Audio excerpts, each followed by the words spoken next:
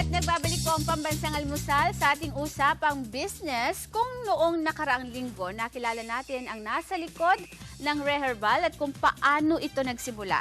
Today ay pag-uusapan naman natin ang tungkol sa ginawang pagsasaliksik sa Reherbal products at kung paano ito na-develop. Siyempre, para mas mabigyan tayo ng sapat na impormasyon at kaalaman, makakasama pa rin natin walang iba kundi si Mr. Ray Herrera. Good morning po, Sir Ray. Magandang umaga po sa inyo at sa lahat ng mga nanonood. Opo. Ang importante po palagi niyong subaybayan ang pangbansang almusal. Ayan. At palagi po kaming naririto. Ayun. Welcome back po ulit, Sir Ray, ha? Good morning, Nini. Gusto mo bang bumate? Opo. Ayan, say good morning. Ayan, si Nini po syempre ang napakaganda at cute na anak ni Sir Ray. Sir Ray, paano po ba nabuo yung konsepto ng Reherbal? Nung una po, nung ako'y katulad nung nasabi ko nung nakaraan, ako po mismo ay nagkaroon ng lymphoma cancer at tinaningan na po ako ng doktor noon. Sa sarili kong pananaliksik, ako mismo ang sumubok sapagkat wala na po akong lunas noon at nag-iintay na lang po ako ng kamatayan. Kaya minabuti ko po na sa pamamagitan ng kambing na aking sinubaybayan, hindi naman lahat ng kanin ng kambing ay pwede kong kanin. Nilaga ko po yun, pagkatapos po yon ang aking iniinom. Okay. Alam po ba nyo, pagkaraan po ng 1 o 2 buwan, nakatayo po ako ng diretso. Sa aking katuwaan, alam po nyo ang nangyari, nanumbalik ang aking lakas, nanumbalik, nakalakad akong muli at kung makikita nga po nyo, yung larawan ko noon, sambulati na lang ang pipirma, todas na. Kaya nga po, sabi ko nga sa mamamayang Pilipino, kung kayo ay magkakaroon ng malubhang karamdaman, huwag kayong mawalan ng pag-asa. Opo. Sapagkat kung ako nga noon, alam nyo, yan pa pinag-umpisahan ng aking kapalaran, sapagkat yung iba, nauubos ang kabuhayan sa pamamagitan ng karamdaman. Ang aba niya naman lingkod, nung magkaroon ng karamdaman, noon naman ako nakaranas ng kaginawahan. Ayun. Kaya nga po, sabi ko nga, sa mga mamamayang Pilipino, huwag na kayong mabahala na yung sinasabi nila na laganap ng karamdaman na walang lunas. Meron na po ngayon. Ayan. Sapagkat nanumbalik po tayo doon sa tinatawag na nung unang panahon, wala naman yung tinasabing dalubhasa. Puro ang kwan lang nung araw, bagay na kalikasan. Yung mga nakatanim po sa paligid natin. Opo. Kamukha ng puno ng duhat, kamukha ng duhat, kamukha ng atsesa, kamukha po ng tinatawag na guebano, bayabas, kemito, aratilis. Yan tinatawag po natin na yan, yung saresa po na tinatawag sa wikang Kapampangan na Tagalog, nakakatulong po sa karamdaman po ng mga mamamayang Pilipino. Sapagkat napakarami ko na pong natulungan, nang ako po guminhawa noon, inisip ko na puntahan yung mga hopeless, yung mga tinaningan ng doktor na wala ng lunas.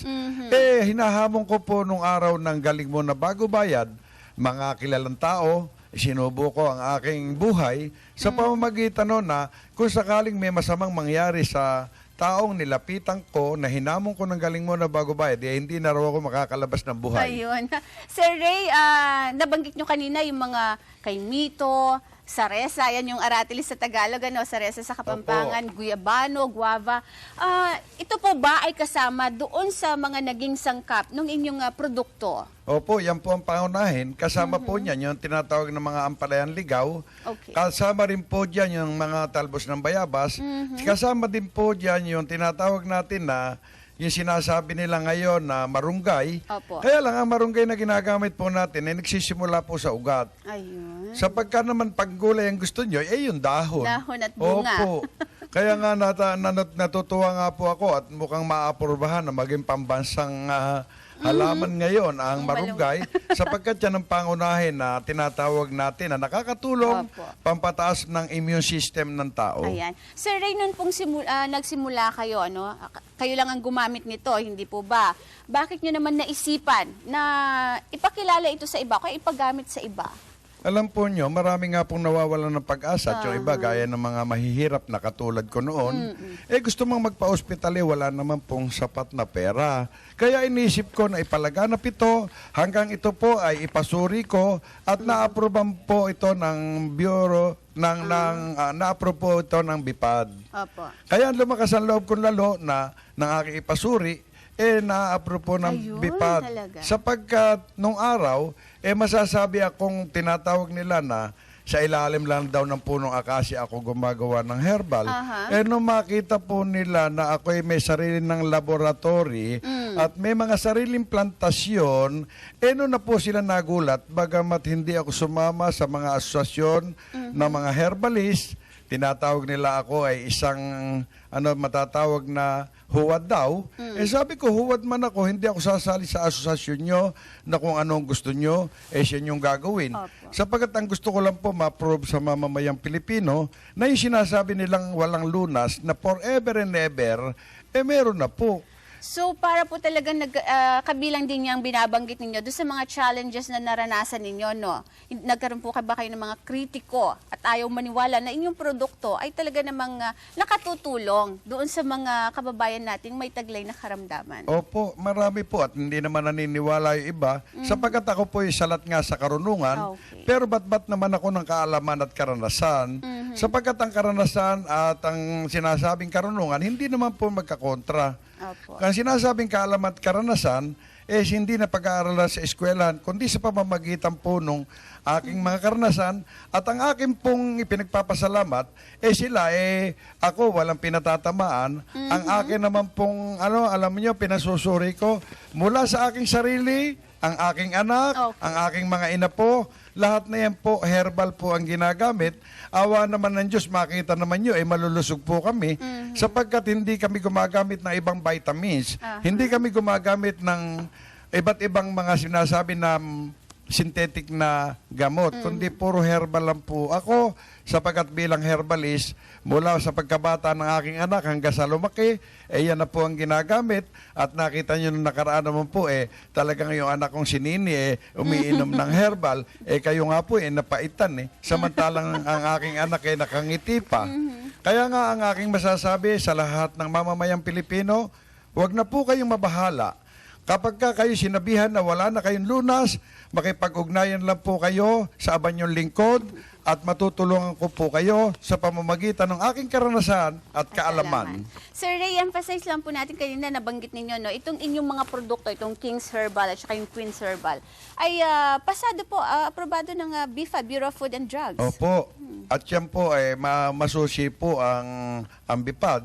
Quarterly po yan, nagsusuri at nagsasubmit po kami ng bilang sa pamantayan nila at nagpapalaboratory po ang Abanyong Lingkod sapagkat hindi naman po papasa sa BIPAD kung ang pag-a-analysis nila maiiba sa dati. Ayun. Sa katunayan po, 14 na taon na po kami ngayon sa larangan po ng paggawa ng herbal. Mula po noon, ang gawaan ko lang po noon mano-mano at ngayon po, masasabi na nating high-tech na laboratory na po sa pamamagitan po ng pagsisikap ng Abanyong Lingkod, lahat ng aming naiipon, binabalik po namin nang sa gayon lalo nating mapag-ibayo ang paggawa po ng King's Herbal sa lalong tawag po na Ray Herbal. Ayan.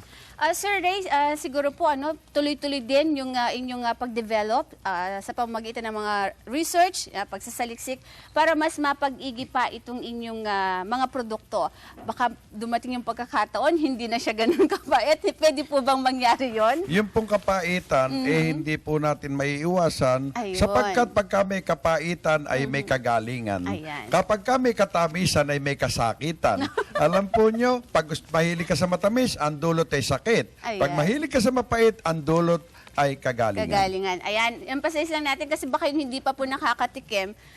Talagang medyo mapait. Pero sabi nga nila, ano ba naman yung pait kung gagaling ka naman, hindi ba? Opo. At saka lahat naman po ng gamot yata medyo may ganung lasa, hindi ba, Sir Ray? Kaya nga po, sabi nga nung ibang listener kahapon, ba't daw hindi uli painumin daw si Nini? Baka akala, kayo na po magbukas dyan. Akala kasi na iba juice lang ininom ng bata. Kayo na po mamili. Ayan. So, Kayo na po habang magbukas. binubuksan ko ito, Kaya nga po, sinasabi ko sa inyo, mga mamamayan mamamayang Pilipino, huwag kayong magkatubili.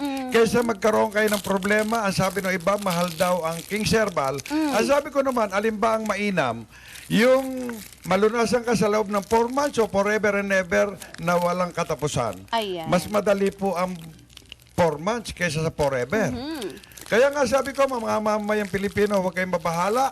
Pagka ang karamdaman lang ninyo, katulad ng mga nararanasan ng iba na pinakamaraming sakit daw. Alam po nyo ngayon, international na po ang King's Herbal. Ayun, At marami na tayong katayap na sa ibang bansa na nagsusulong na yung mga Pilipino doon ay matulungan natin sa pamamagitan noon. Ayan o, pakita nyo. Ayan, sample ulit Nini. Oo, ayan. Ang pag-inom anak, dahan-dahan lang. Ayan o, tingnan nyo. Yung pag-inom niya, hindi man lang siyang ngingiwi.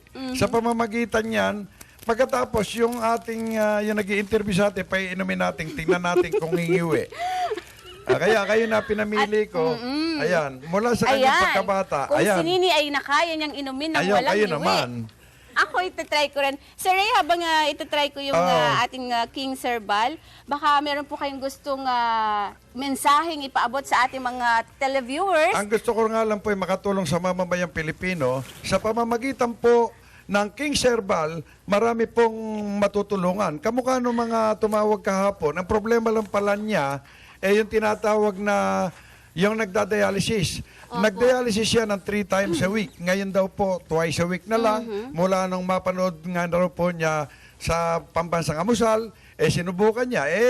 Kaya nga, nagpapasalamat po kami ng maraming sa may kapal at ibinabalik natin ang kaugalian ng tao sa mga bagay na natural, hindi sa mga bagay na chemical. Ang King's Herbal po ay binubuo po yan ng 77 sangkap na matatawag nating natural na bagay na tumutubo sa kabundukan at kaparangan. Sa pamamagitan noon, ang makikita nyo ay ang kalusugan sa pamamagitan po ng King's Herbal, makakatulong po sa lahat ng uri ng karamdaman. Sir Ray, very well said at iinumin ko na ito para naman ipakita sa para ating mga makita nyo kabayan. nang humingiwi Hindi lang naman. si Nini ang nakangiti habang iniinom Kayo ang nakangiwi. King's Herbal. Hindi, Sir Ray, tingnan nyo Ayan. Sa pamamagitan nun, opo, kaya nga sabi ko, masasabi natin na walang gamot ang kamatayan, may lunas ang karamdaman. Ray Herbal Full Supplement, dito ka tatagal. Ayan, thank you so much, Sir Ray. Siyempre, hindi lamang po sa araw na ito makakasama natin si Mr. Ray Herrera dahil marami pa tayong mga talakayang mangyayari, Sir Ray, sa mga susunod na araw. Opo, ako naman po yung nakahanda na maglingkod, lalo-lalo na sa mga mamamayang Pilipino, lalo-lalo na po sa mga may edad na katulad ko. Ang edad ko po ngayon ay magse-70, pero tingnan nyo, loko, kala mo 80 na ako ngayon. Batang-bata, Sir Ray. Thank you so at much tingnan nyo nga yung anak ko, 5 years, pero batang-bata. Ayan. At syempre, mga kapambansa-almusal, thank you so much ulit, Sir Ray Herrera, sa Usapang Business. Lagi po namin sinasabi sa inyo, sama-sama tayong matuto, magnegosyo at umunlad. Minabuti ko po sapagkat kung pupunta pa kayo sa main office, napakalayo, kaya naglagay po kami yung pong cell number na nakalathala sa ilalim ng screen na ito. Pwede po kayong makipag-ugnayan at ito po ay sinasabi ko at pinatotohanan, ito po ay authorized distributor ng Abanyong Lingkod mula pa noon at magpakailan pa man.